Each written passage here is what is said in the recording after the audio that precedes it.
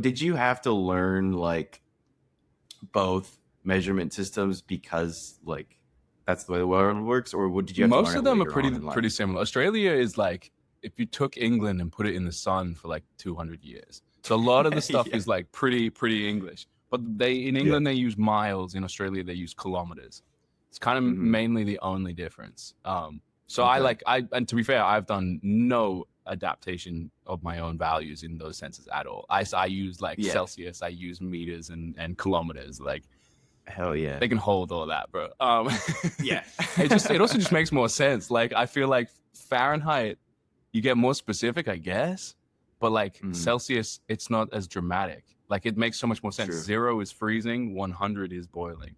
It's just like Yeah. a simple metric. Rather than it Yeah, be I like don't- 60 could be really hot, could be not. Like 80 could only be a little bit more hot. It's like it's too dramatic. You're like, wait, yeah, because then negative 32 is freezing. Like when I grew up, if it was, no, 32 is freezing. Why are we getting into the negatives? What are we doing here? So I don't do, and that's what's dramatic. It's like these numbers don't exist. They're just like even below what you thought possible. You're like, what? Everything else, bro, grew up 0 is the metric for nothing, and you would think that would carry, but alas. Who am I? Who are we? So are we weatherman? Yeah. Who are we? What are you? Who are we to one, say? Weatherman 2. Yeah. Come on. True, we could be. We could be. I kind of wanted to do that as a kid. Like there were times where I'd watch Weatherman and be like, I could do that. What are you doing? Yeah, come on. And then from Arkansas. Yeah, Greg from Arkansas. Who do you think you are? It's not even cloudy. But then they had this this place like the Science Center where I grew up, and they did have like a weather room, like green screen thing where you could practice doing the weather. Immediately got up there and I was like, where the fuck's the map? Where am I? Shit. And then I was wearing greens. Then when I saw the screen, I was like, oh, it's like that scene from Anchorman. Yeah. Where are my legs? Oh my God. Yeah, dude. Oh, that would be a dream, but I'd like to do it for maybe 3 days.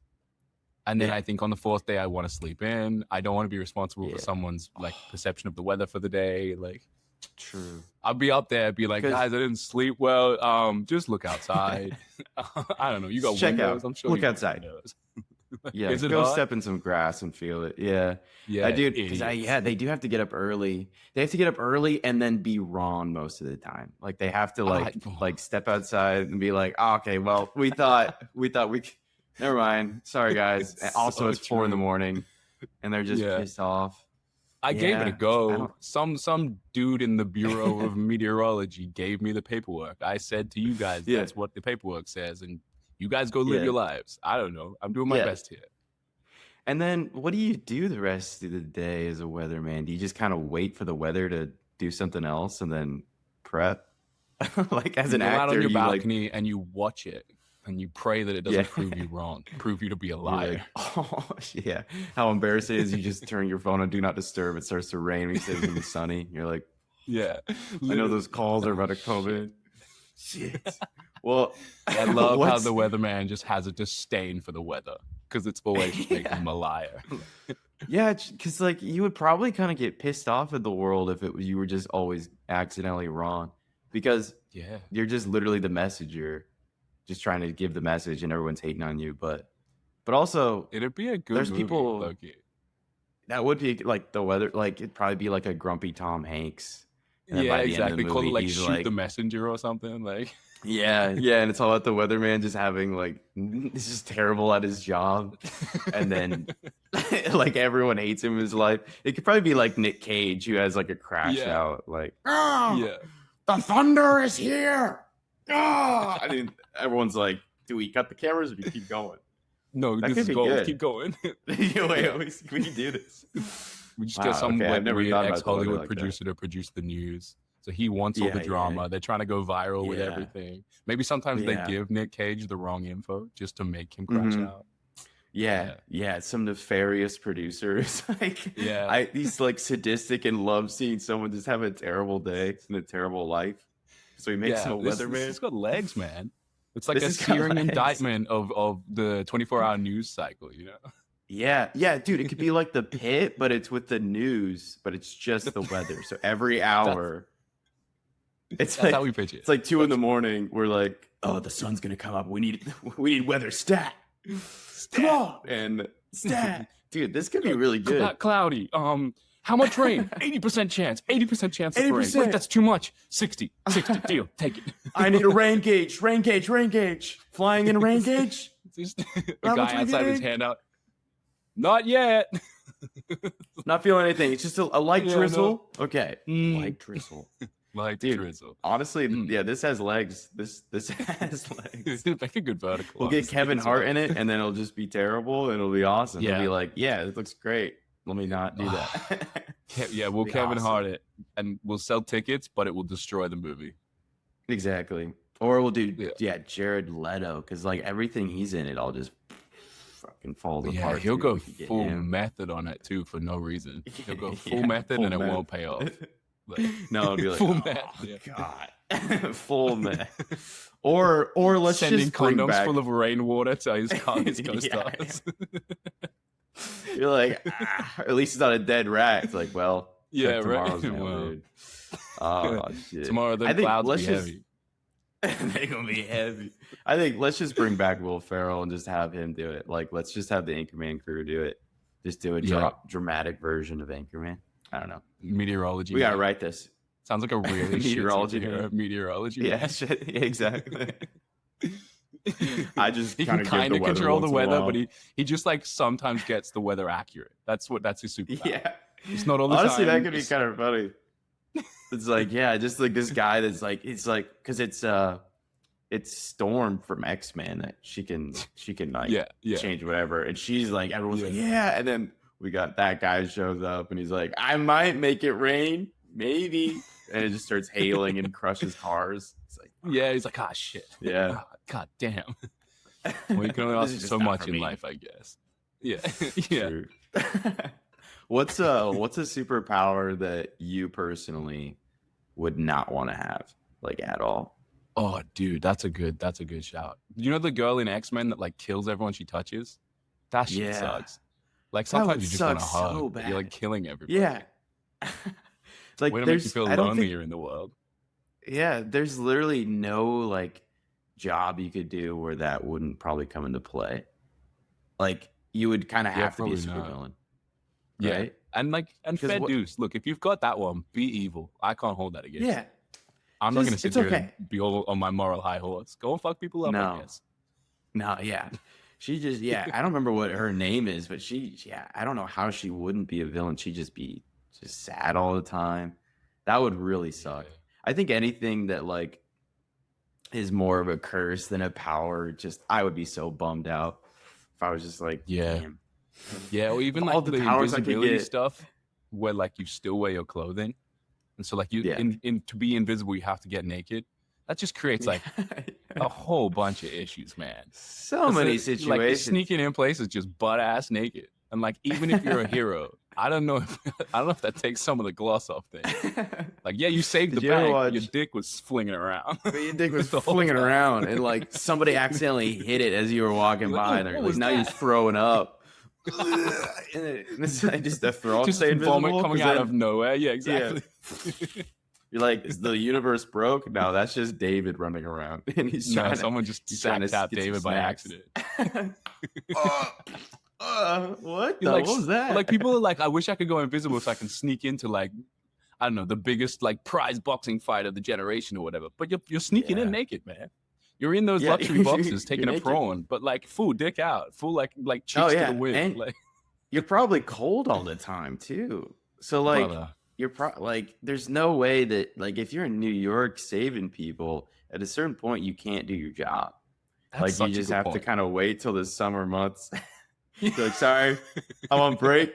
I would help you out, but I would freeze to death. So there's nothing I can do. That is actually such a good point. You would be fucking cold all the time, dude. Yeah, that would suck. You're right. At a certain point, you just wouldn't be able to be the superhero that you were born to be. No. Like, a solid July, August superhero. It's like even July or June sometimes. It's like, it's a little cold. Because you have to work at the night probably most of the time. Because people are like, if you were to go invisible when you're naked, it's like you probably are gonna do stuff like thieves and stuff like that. You're probably not gonna handle like the big time murderers or like whatever. Yeah. So you're gonna have to go at night. So even at night, it's gonna be cold in the summer. You couldn't be in a what desert. if you like specialize in white collar crimes? Like you go to Wall Street and you're just punching in the numbers to make it all balance better than the you're just butt ass naked sneaking into the stock exchange just to like and now the economy. Yeah. Dude, that could be good. Even that's actually. creepy, dude, because then you're sneaking out all naked as well. You go around an alleyway and pull some sweatpants on. You're like, save the world. You're just helping some dude do his taxes, right? So you're naked. Like, I swear I have a superpower. It's going to kick in. Just wait. Just hold on. It's going to happen. I think it was Big Mouth or some show that had like everyone have superpowers. And it's something like somebody, every time they sneezed, they went invisible.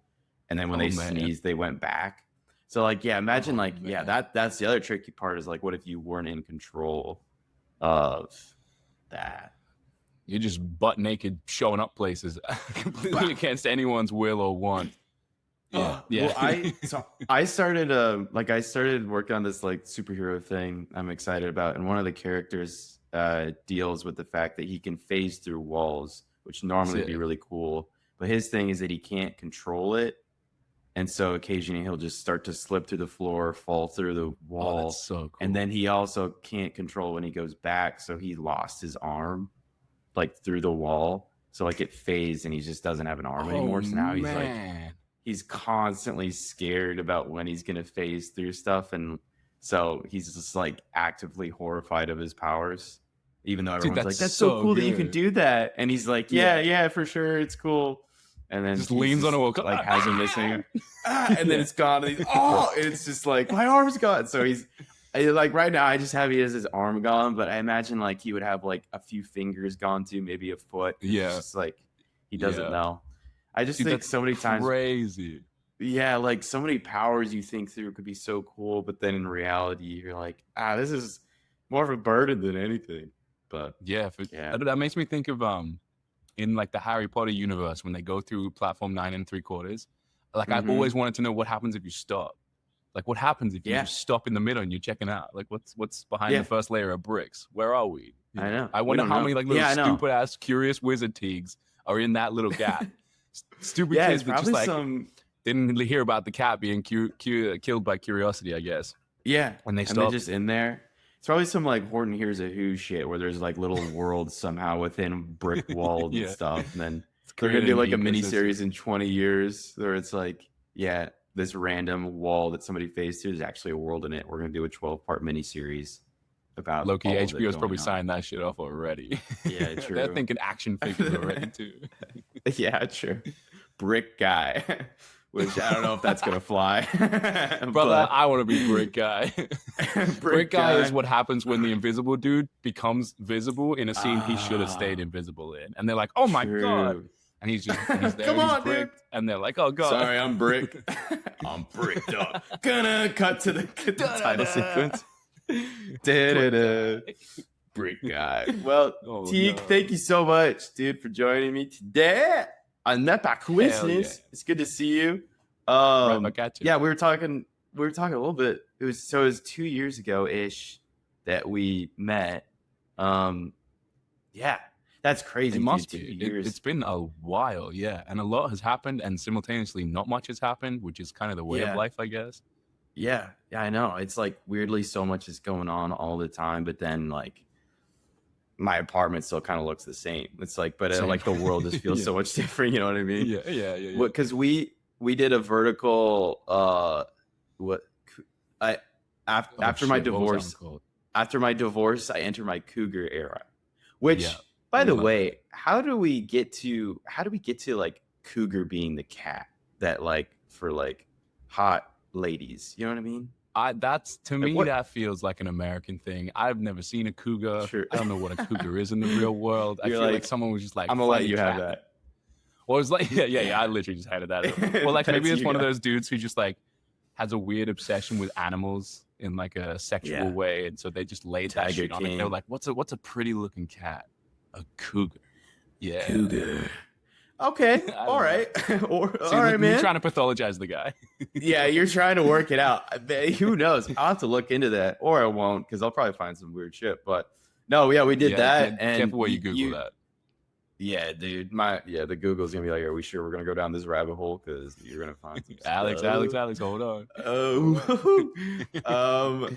But it was a fun shoot. It was 2 years ago, doing verticals. The vertical world has changed a lot since then. Yeah. But when we met, it was still not super fresh, but it was super like everyone was excited about it, and I felt like meeting people on verticals, everyone was just super excited to work and do it. So like the scripts are crazy, but like everyone's just excited to be on set. And what's a specific moment from that set that you remember that you were like, that was a great time, or that was super fun? I have lots of memories from that set. It was also my first time working in LA, which was kind of crazy. But I remember the producer crashing the picture card. Do you remember that? Or maybe you weren't on set that specific day. But there was one day where the producer, I think we were shooting in a mansion on Sunset Boulevard, and like he turned from the middle of a 3-lane road. He turned into the driveway and got T-boned in like a $100,000 like BMW that was the picture car for the film. Yeah, go. Man. I feel bad for them and whatever insurance plan that they didn't take out. On that. Yeah, probably not. There's no way. And then it's not even for the film too. That was just like getting coffee or something. It's like, we got to get the Bagel Bros. Yeah. To be fair, the sacrifices you make for Bagel Bros, man. You know how it goes. And I'd wreck my car for bagels probably if I was, if it was a good bagel. And I'd do it again. That was crazy. But like the locations in themselves were pretty sick. Like there was that massive mansion we used with like the crazy view over LA and like the pool and stuff. That was sick to be there. That the mansion where the guy crashed the car on Sunset was just also like, it was like an acid tripper from the 1800s designed that place. It's like the craziest clash of like art styles. It looked like Alice fell down the rabbit hole and landed there. Like exactly. I think we should do that more often. I think people should get on acid and then start just making buildings. I don't think there could be anything that goes wrong with that. I think that's how we should do civil design. That's absolutely how architecture should work. Exactly. And there's a lot of buildings out here. The infrastructure in LA is it feels like someone was on heavy drugs. Because you're like, how does this road lead to this intersection and suddenly I'm at Target and I have to go through Target to get to my house? Yeah. One thing I've learned is that all roads lead to Target. And that's I'm pretty sure Caesar said that at one point. Caesar did say that. He said all roads lead to thy targeter. Yeah, I don't speak Roman, but so that was your first time in LA. That was your first time in LA. What was like? Was it everything that you expected it to be? Were you underwhelmed? Were you overwhelmed? How did you feel about that? I think I was whelmed. I think I was pretty whelmed. I think like we all grow up. Just a very solid whelm. No, we all grow up on American media, so I didn't have like a crazy like weird image of LA that I don't think has been like well translated through screen already before. What I did kind of realize is that like it's a lot more like strip malls and highways than I was expecting. Like it is very satellite. I can see, and I've toyed with the idea of moving to LA loads, especially in the last year. But it would mean like getting a car. That's kind of almost non-negotiable because like it's like, how the hell do you get around? And like it is a lot of driving, which is good. I like driving. As long as you don't crash the picture car. But it puts you in a different position where you're on the roads a lot. You have to pay for all of those fees. You navigate your city different. I obviously live in New York where like you walk everywhere and you catch the train everywhere, which makes you just interact with your city quite differently. But the vibe of LA, dude, I got it. And I've been back since to film as well. And like there's like a real creative kind of healthy creativity in LA that if you can avoid the pitfalls of the ego stuff that's laced everywhere, but LA it's like a really insane spot for it. I was trying to think the word like it's so undiluted in LA. This kind of like we're here to chase something to do with our ego, which is not a bad thing necessarily. You just have to learn how to do it healthily or associate with that energy healthily. But there's still such like a healthy creativity in the space. Like when I was there recently, I shot 3 films back to back. And I found like I was waking up and the sun is out and it's beautiful and I want to go outside and I want to go and like be around things and I want to walk like again, maybe it's the New York still in me, but I found a walk like from the place I was staying to the gym and back and like really enjoyed the process of being outside, which in New York, it's like a little bit more oppressive of a city. So you step outside and like there's just life on top of you and you can't escape other people's mess. So you have to like associate with it differently. Yeah. But I loved it. There's I like really a Ninja like Turtle LA, on you. for sure. Yeah, no, for sure. You step outside, Michelangelo's on your back, like like, oh, sorry, dude. Nunchucks in your face, like turtle balls. Yeah, no, Okay, I visited New York last year for a film thing, and it was one of those where I've talked about it before, but it feels like New York is kind of always at recess, like in school, like it's like this influx of everyone always around, and I love that creativity, that hub and that everything. But LA has that, but it just feels a little bit more spread out just because it's not a walkable city. So yeah, a car unfortunately is necessary to get around. Necessary. But that's what I love about New York. Yeah. Just that you could get in a subway, you could take a train and go wherever you needed to go. LA, it's just a little bit more spread out. So I think what you get in LA, at least from when I was there, was like in New York, you go into your apartment and you can't really escape it. Like it's all you're constantly reminded you're in New York. Whereas LA, I guess, when you go into your home, into your safe space, you can sort of switch off in a different way.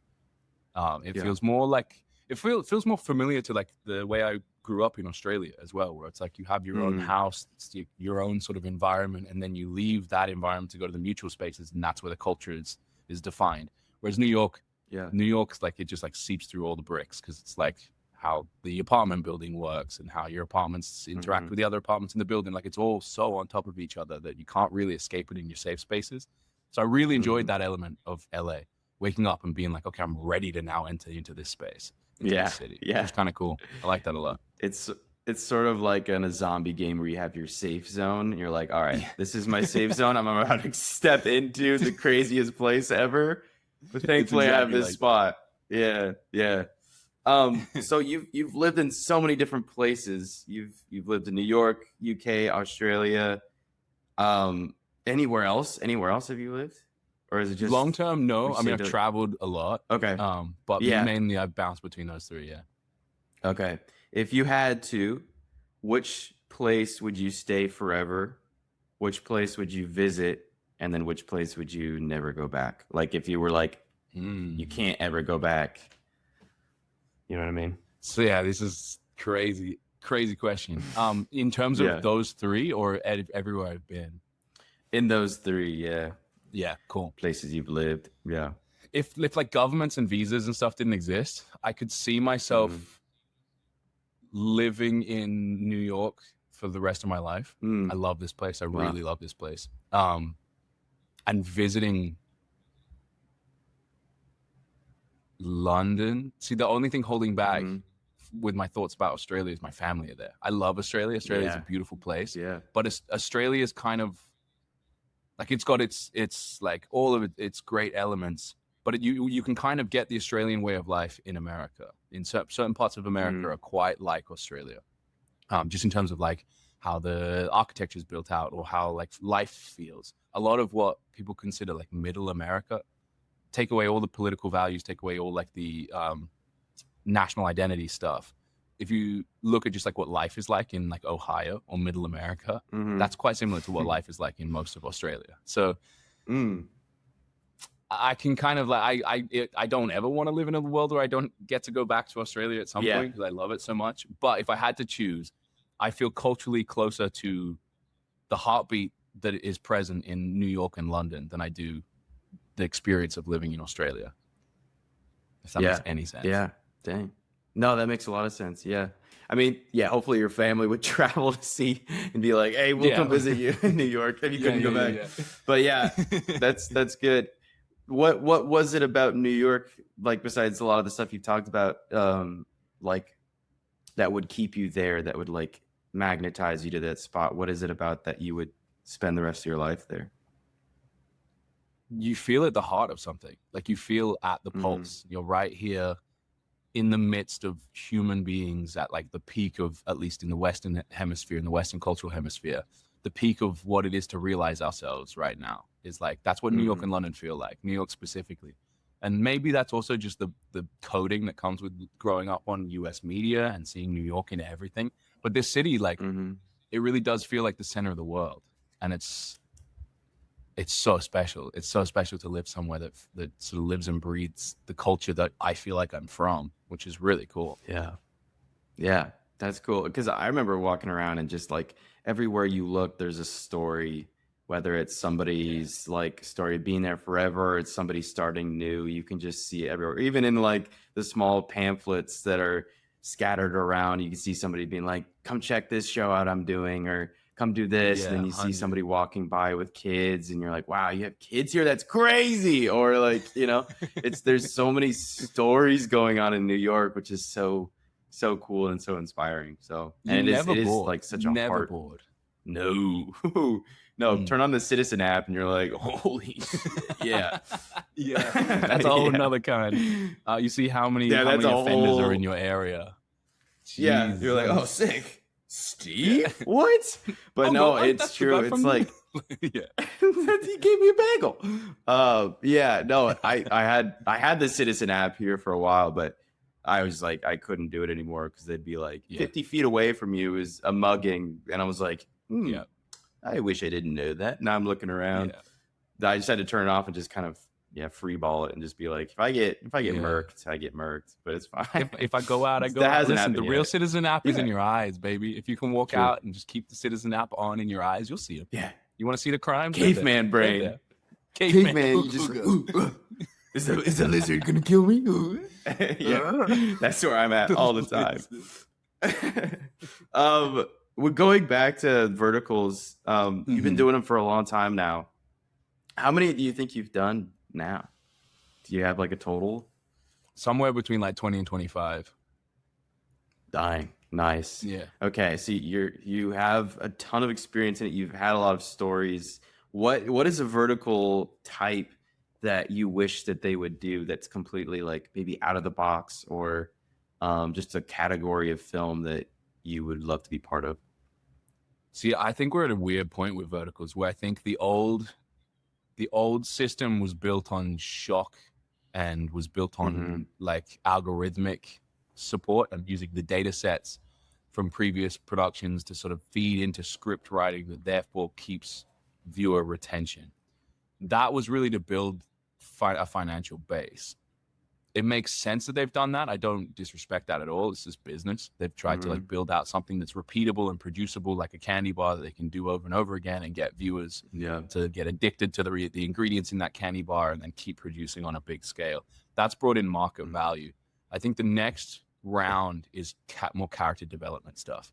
And hopefully we can find a way to write in a streamlined way that still fits the medium of scrolling, of like short form episodes, but something that brings in some depth to characters. Funnily enough, like a lot of the feedback people get when scripts do try, it's they really like the character development. But I think on a broader scale, verticals are trying to fit like several different markets all at once.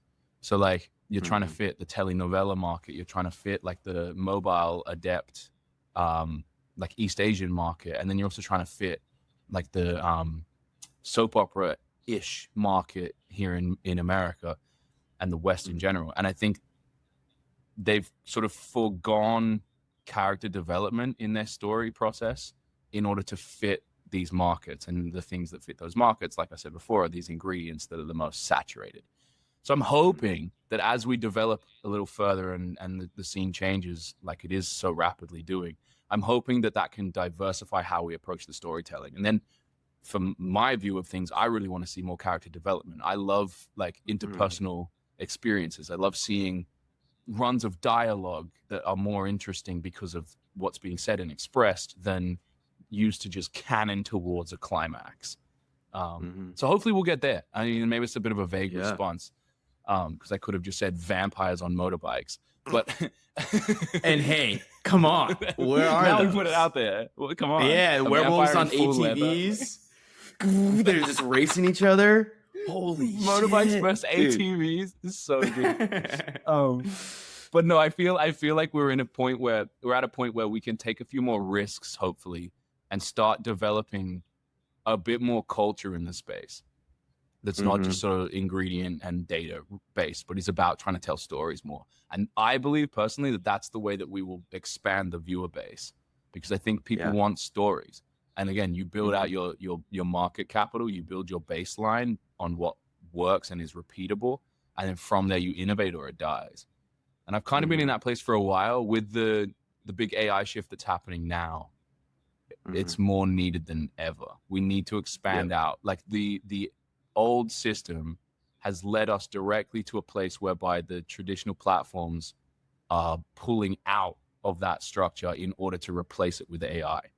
So we have to build out new structures to move forward, to sustain everything that aren't replaceable like that. And for me, that's human experience. That's like the interaction between people that isn't just about like, you stole my boyfriend, and it leads to a slap on page 3. It's like actually human experiences, the little moments and stuff that hopefully we can figure out a methodology to do that in a way that does retain audiences. I think the big fear there is if we start doing that in the way that people make fearful points on indie cinema, if you don't hit the markers people want, they won't watch. Well, hopefully we can start figuring out what sort of method we need to take to this storytelling so that we can do it in a way that works and that keeps people's attention. Yeah, that's awesome. I think like hearing that, it seems that people are scared of risk a lot of times in film because they're scared of like, will people show up? Will people watch? And I think we're seeing a lot of that more lately, of the risk averse filmmaking style. And but hearing you talk about it so passionately and like not in like, oh yeah, I just do this or whatever. It's like, no, I'm here to tell stories. I'm here to create characters, and we're actors and we're here to create. We're not prompts that will just do whatever that mundanely. I think it's one of those where the vertical world is sort of like, kind of like what you said, it's like sugary candy, a little bit of like, it's addicting. It's sort of like the more they use AI, it's sort of like the more people are seeing like, hopefully like, oh, there's more air in this bag than I like I bought this bag of chips and it's all air. And it's like, I hope that if they do all of this AI stuff, that like they're gonna do it for a second and then it's gonna, people are just gonna be like, I just don't feel good. I want something real. So that when we do go, we're ready to do something real. They go, okay, and then they tap into it and they go for it, because there is risk in creating different scripts that might not be seen on the vertical world, but there's so much potential. For sure. I think that risk element is a big one as well. I think, and it makes sense on all levels of filmmaking and storytelling or art production in general. I think it is quite a risky thing to try and greenlight and put money into. And so it's all built on financial concern rather than anything artistic or broader. But not to be woo, but the artistic element, the human element, is why it's even a conversation. So it makes a lot of sense to me. And from a business perspective, it makes a lot of sense to me that these guys are operating from we're not going to put money into it and risk money without some sort of assurance that the money will be worth it.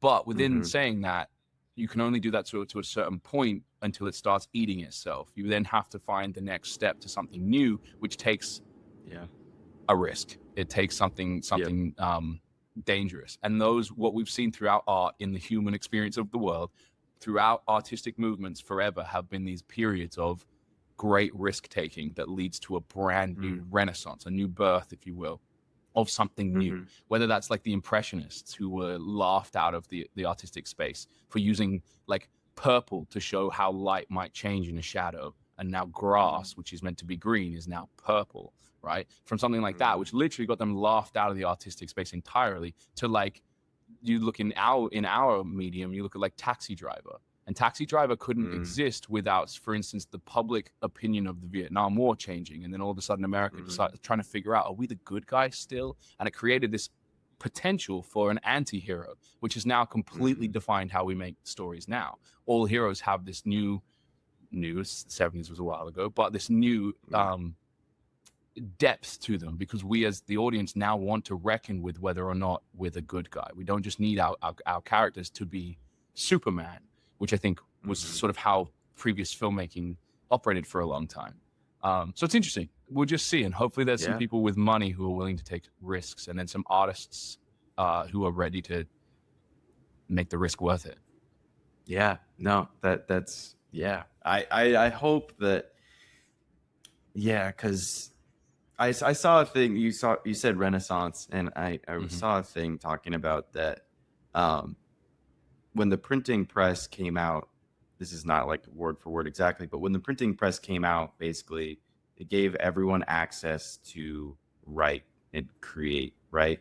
And so there's this similar thing that's happening now, where with people using AI, it's allowed everyone to like kind of make whatever they want, and it feels weird because you could write something when the printing press came out and it was complete gibberish and nonsense, and you could say that the trees run the world and this is how it is and this is how it's always been, and people are like, tree government, okay.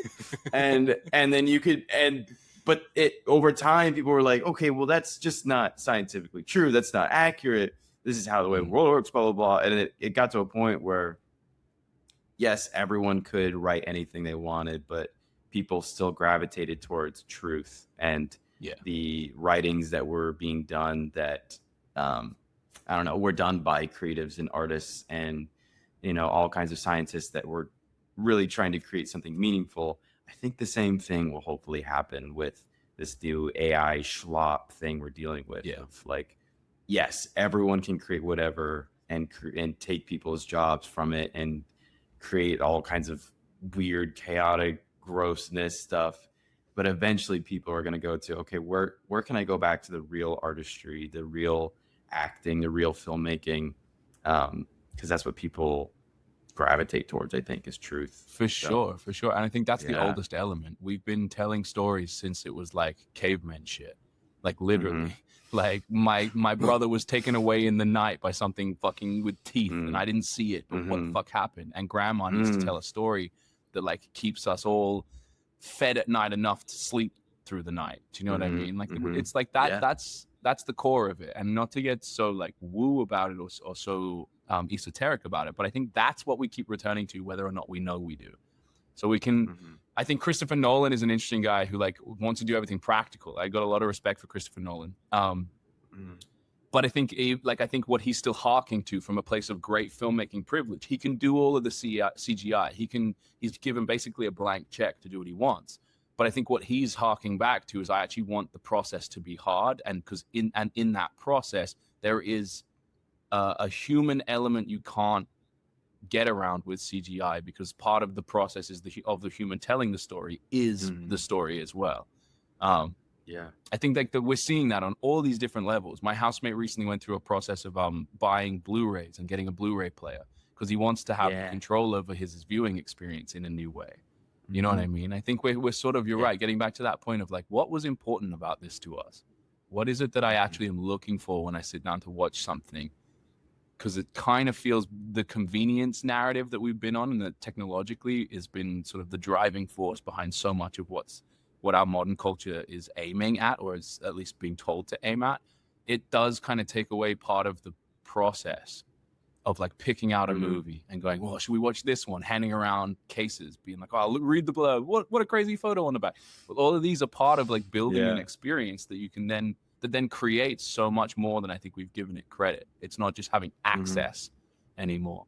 And I think that leads into the way that we tell stories from our end as well, like how we write stories. And and they've tried. I know, for instance, in the vertical space, they've tried really hard to get AI learning models to write scripts, and they can't, because it's so referential and it's so bogged down in its own sort of mechanics, that it doesn't have any of that element to it. And you can't quite put your finger on what it is, but you definitely know when it's missing. Yep. It's so true, dude. That whole finding a DVD and looking at the pictures on the back and being like, we're going to watch this tonight with the family. Like that feeling. I think, not to sound like an old man, but it's sort of like phones. You have so much access to Like if you're like, I'm gonna watch a comedy movie this Friday with my friends, you have so much access to comedic stuff on like social media or whatever that almost like it weirdly like takes away from it. And I think probably the same thing happened when theater was the only thing, and then suddenly you could go watch a movie and see it multiple times the same way, and people were like, this is weird. So I don't want to ever be like, oh, we can't do it. I truly think there is something special, and there will always be something special about artists making stuff, and I don't really believe in AI artists and all that. But at the same time, like, I don't want to sound like an old man that's like, back in the day. Exactly. I love collecting physical media. I love holding. I have a VHS TV and VHS tapes. I have discs, all that. I just love being able to hold it, look at the photos on the back, look at the special features, the art of a menu screen. I miss like menu screens and all that. Special features discs are so good.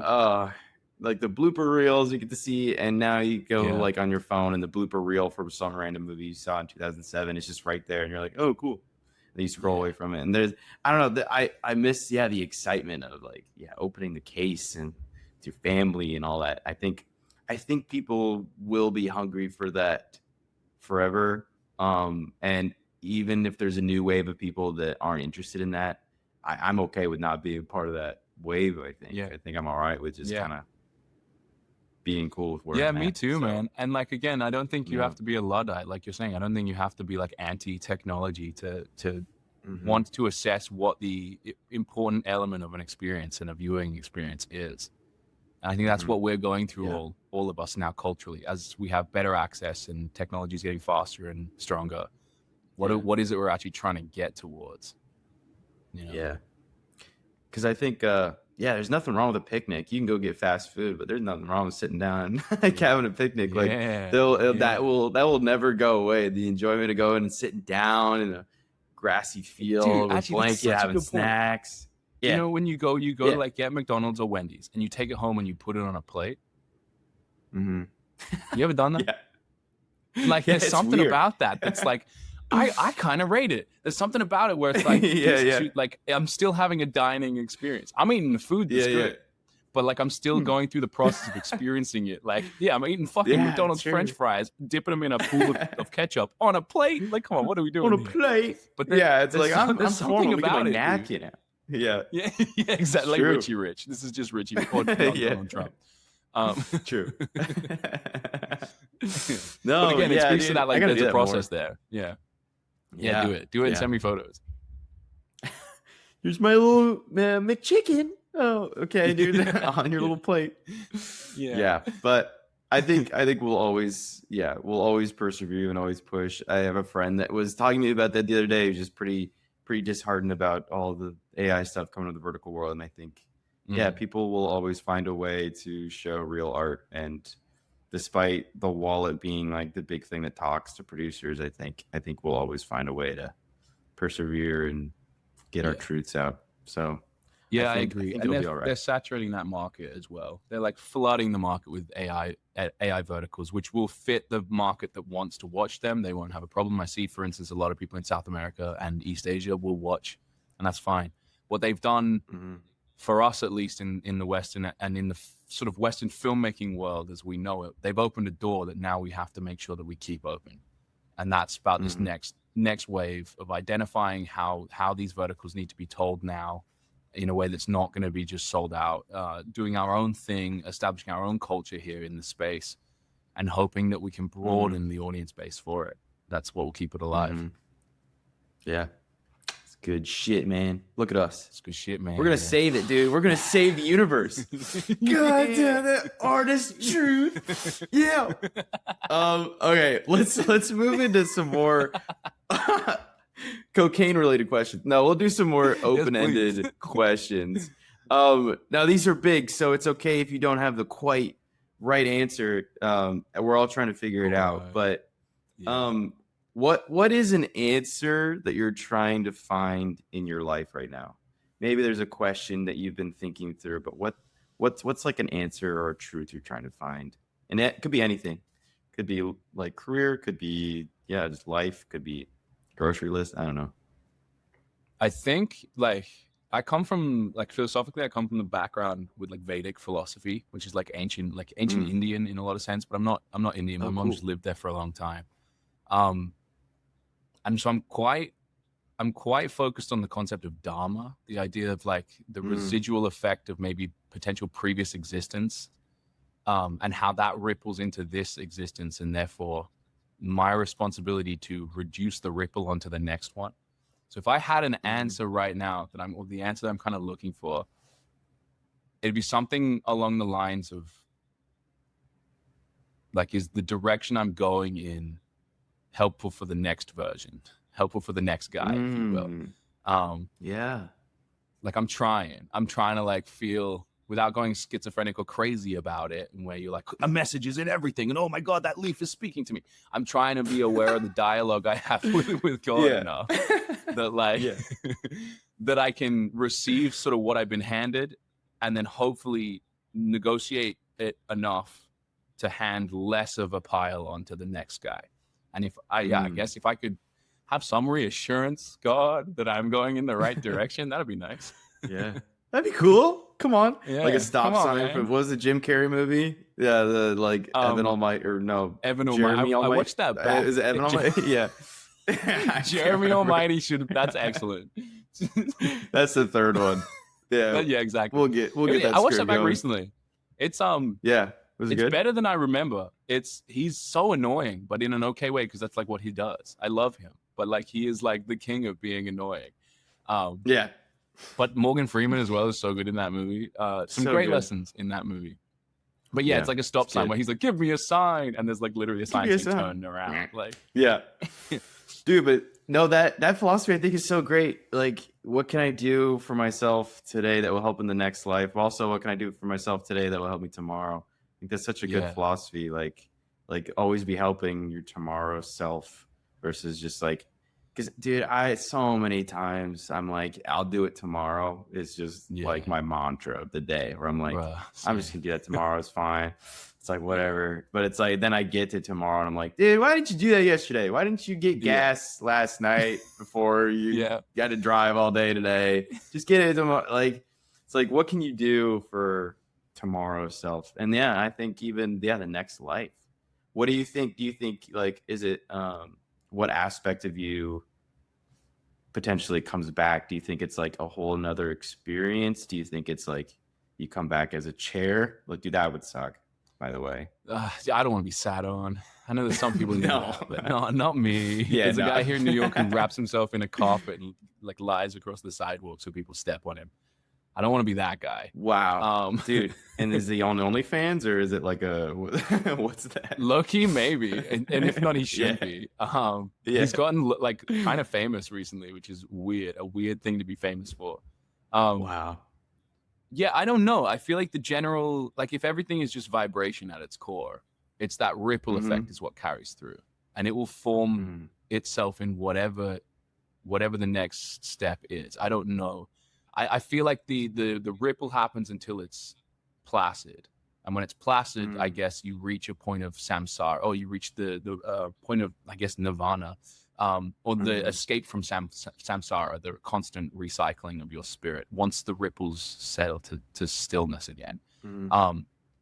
So whether that's like I am the president of some planet next time, or whether I'm a worm, just like in this little like 2-day life experience, I poke my head above the parapet too much and a bird eats me, and that's in that I learned some lessons that I can't in my human form understand. I don't know, but I'm trying to like be aware of the conversation enough to notice like the funny repetitions and coincidences and ripples that happen in my life, where they happen too much to be totally pass off, and then maybe they are. Also, I'm not tied to any of this. If they are just like pass off coincidences, that's kind of just fun. But at very least, I feel like my relationship with God and with life it wants me to be at least aware that there's a conversation going on. I don't have to have the punchline. I don't have to know like where it's all going, but I have to be aware enough to notice when things do repeat, when coincidences do happen, because I think at very least then you're alive. You're like alert, at least to an extent. Yeah. you know. And I go through long phases where I'm totally zoned out and I don't notice things, and I come back with like a big kick up the ass or something, you know what I mean? And fortunately, in my little circumstances, it's never been anything too tragic. Knock on all of the wood in the world, but everything just like my house explodes. He knocked on wood so much that his house fell apart. How about that? That'd be exactly. crazy. That's another great movie right there. There it is. So obsessed with knocking on wood, he just destroys his apartment building. He destroyed his house and it killed him. Wow. That's some like Jeffrey Chaucer, like old tale shit right there. Yeah, exactly. Anyway. Old lady in a bathtub just lands in front of it. Yep. Yeah, no, but like I just want to stay aware of the conversation and be like somewhat in on what's going on. I don't have to have the answers, but I want to be involved in some way, because then from that I can kind of monkey bar my responses to my life of something. Yeah. You know what I mean? That's good shit, dude. Yeah, because I think you kind of give up looking for an answer. It's like you kind of like life doesn't feel like you're living it. It's just sort of just like it's just what it is. But if you're like actively searching for it and actively trying to do the best thing for your next self, that's such a good way to look at it. I should probably do that, huh? I should probably get into that. That sounds a good idea. That's I might do that. No, do that tomorrow. I'm gonna do that tomorrow. Maybe not today. There's a lot going on tomorrow for sure.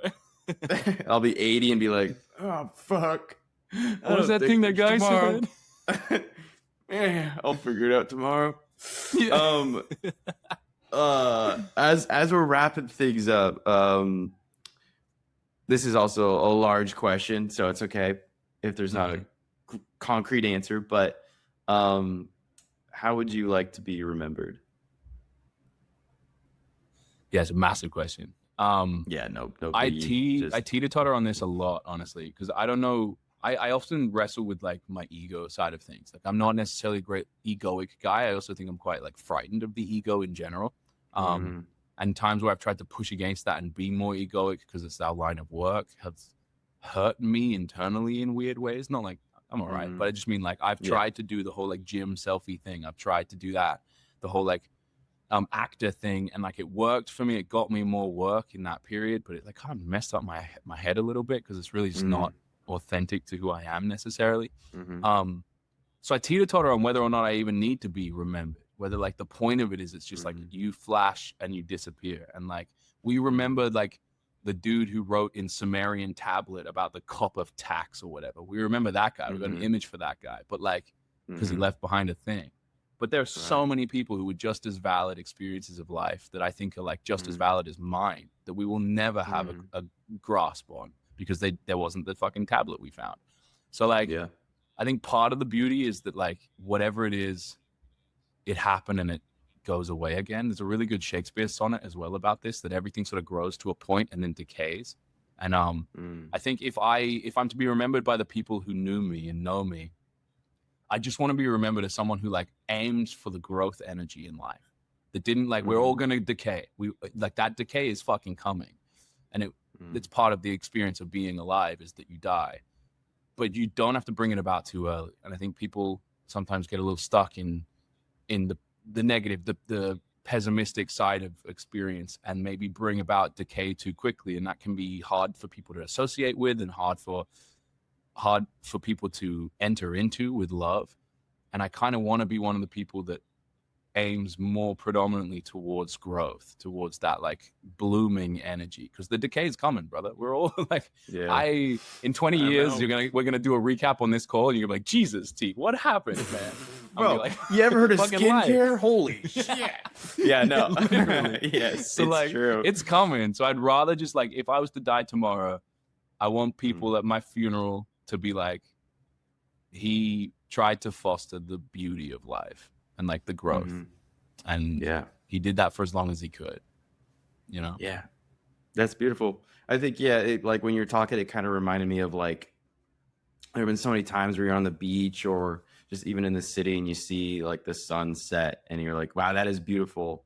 And it's beautiful because it's ending, right? And it's like going away and it's this last hurrah. And if it were to just stay like that, it'd be nice, but like you probably would take it for granted after a while. So I think, it's sort of like, it's okay to not be remembered as maybe the best sunset of all time. Like we're There's no way we'll ever be remembered as the best human or the best actor, whatever we're trying to be. But like, what can we do in our moments of being here before like moon is out? Exactly. I think it's beautiful as well to have ambition. I know that it's a much bigger thing in America than other places I've lived, where people will actively say like, I want to be the best at this. I want to do this to the greatest level.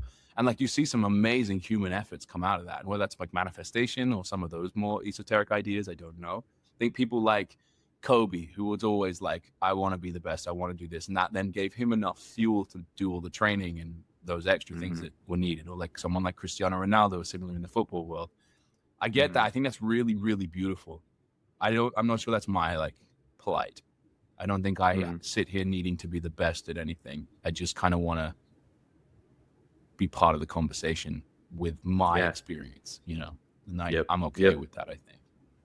Yep. Me too. I don't think, I don't, that doesn't like get me out of bed every morning is like, how can I be the best? I do like, I love the collaboration and helping people go where they need to go and be the best versions of themselves. So anything I can do to do that. I agree. That's absolutely it as well. To be able to like offer people an opportunity to be the best version of themselves. I think that's everything. I feel like, unfortunately, in our line of work with business and the way it goes, it can often go missing on sets because people are so like stressed and there's so much money and there's this that needs to be done, this that needs to be done. But at the end of the day, like I found this at drama school a lot. Like the teachers that got the best out of their students and the students that I was going through all the classes with, so I saw them in all the different forms. The students who I saw like bloom the most, they bloomed in the classes where the teachers gave them the space to be their best. Not in the classes where the teachers were like mean or bullies to try and like break you down, which is part of the process, I'm sure. But like the spaces where they were given tether to grow. It's like growth energy again. If you open up fertile soil for people, they will plant their seeds in it and you'll get all of their bloom, which is, I think, the coolest thing to experience as a person. Yeah, that was true. I even have plants now. I like had them in these little things because I don't have like money to buy big pots. But then I found this big old fish tank that somebody left on the side of the road. So I was like, I'll just put dirt in that and then use that. And now they're like growing. And so now I'm like, I give them enough soil to grow. Life. Look at that. I did that. Mom, they're alive. Mom. And then, Mom, look. I know how you feel now, Mom. I know. She's like, shut up. She's like, chill out, son. You don't know. You suck. You were so expensive. These plants are just chilling. You were so expensive. Okay. Well, last question, and this is a fun one. Because you live in New York, I got to ask, which Ninja Turtle do you relate to most? Michelangelo, 100% of the time. Mikey is the bomb, dude. Yes. Leo is like too self-entitled. Leo's like, I gotta be the leader. I gotta do this. I get he got a lot put in his hands, and the character model has a sword, which the sword is often like the star guy. I get it. Leo's just a little bit too in charge. Raph is too angry. I love Raphael. Please don't come for me. But got to do some anger management therapy or something. You gotta go to like the whole thing is his anger management therapy, which is not the healthiest. Donatello's cool, but like a little like insecure and a little like caught in his like methodology behind everything. He's got to figure it all out before he can then take action. Michelangelo's just off the rip, and I love him for it. It's kind of like part of what I love Spider-Man for as well. Like he's literally just shooting from the hip and like plays the cards as they're dealt, and I love that. And I think part of like the faults rather to that character are some things that I like about myself when I'm feeling free in myself. They're the sort of faults I come across because I guess I'm shooting more from the hip. I'm less like I'm less thinky. I'm more doey, which is fun. And so I relate to those problems because I feel like he's like quite a well-realized guy in the direction that I want to be, I guess. Yeah, dude, I totally relate. Mikey's my man. I like growing up. I loved watching Ninja Turtles, and I always pretended to be Mikey. I would do this thing at recess where they had this jungle gym, and I would pretend to be Michelangelo doing ninja training, jumping around, doing all this shit. I was like, Mikey's the guy that would just goof around and do this. Like everyone else is so serious. Mikey's like the goofball. He's like I think he's living life to the fullest. He might not wear a helmet and get his head hit a lot, but like he's just like he's going for it. And like, So I dude, I've relate. seen so many cool theories about TMNT as well. Like part of the reason Michelangelo has nunchucks is because they're really hard to control. So they gave the guy with the least like self-control the thing that needs the most control. Like there's a whole theory to all of that, which is cool. Or like Donatello. Dude, I watched all that. Yep. Yeah, dude, I love it. I love it.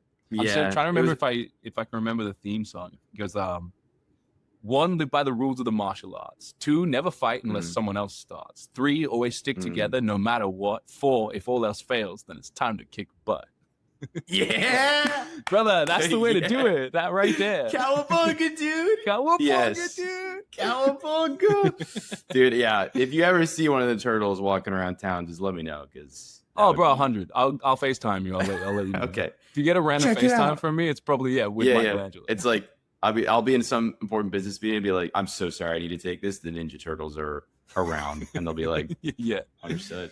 Please, sir, please take your call. We'll be here. Please.